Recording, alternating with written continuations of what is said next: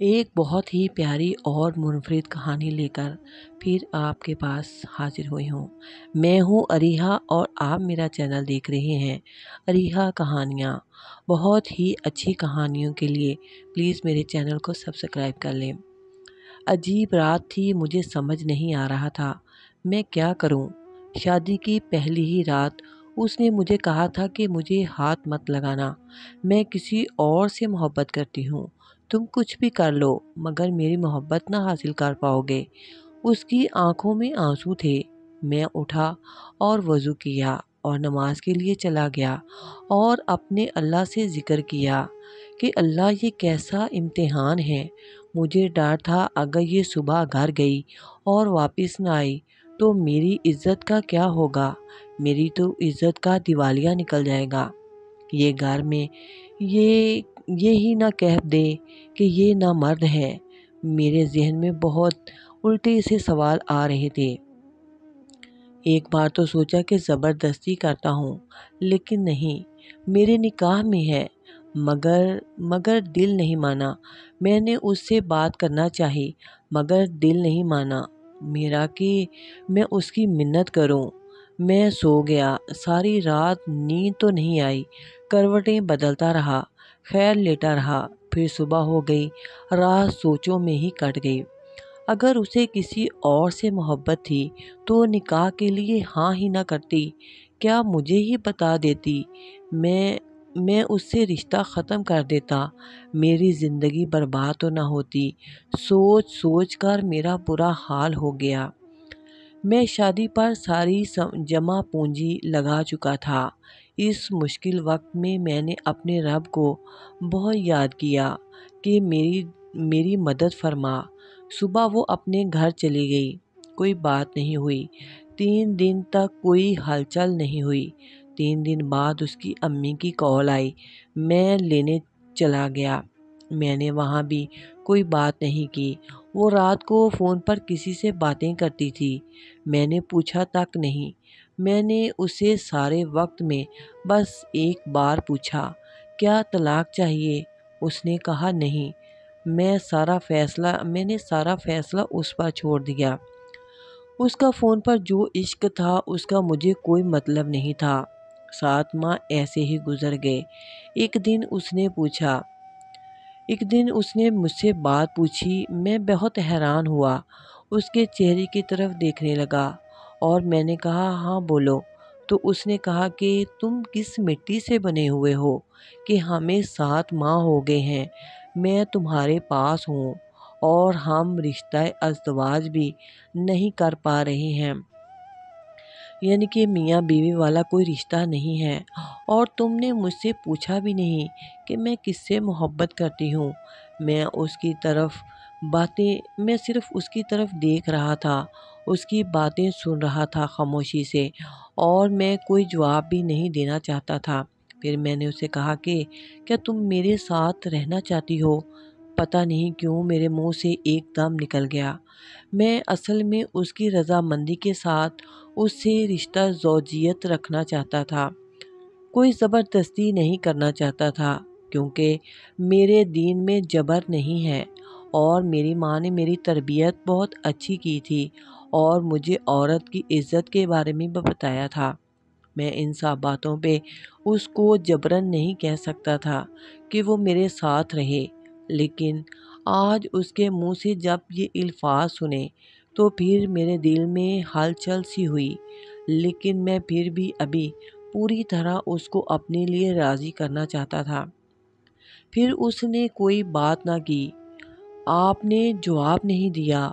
میں سوچ کی گہرائیوں میں بہت زیادہ دور نکل گیا تھا، لیکن اس کے بولنے سے میں چونک پڑا اور میں نے کہا کہ نہیں فضا، ٹھیک ہے تم میری بیوی ہو، لیکن میں تم سے شادی کر کے تم سے کوئی زبردستی نہیں کرنا چاہتا، اور اگر تمہارے دل میں کوئی اور تھا تو تم پہلے میرے رشتے سے انکار کر سکتی تھی، مجھے شاید اتنا افسوس نہ ہوتا۔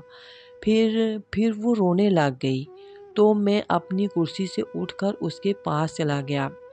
تو میں نے کہا کہ رو کیوں رہی ہو؟ تو ایک دم میرے ساتھ چپک گئی۔ میں وہیں ساکت ہو گیا۔ ڈر کے مارے میرا پورا وجود سن ہو گیا تھا۔ میں تھر تھر کانپنے لگ گیا۔ وہ خود ہی بولے جا رہی تھی کہ مجھے معاف کر دو شاہ زیب، مجھے معاف کر دو۔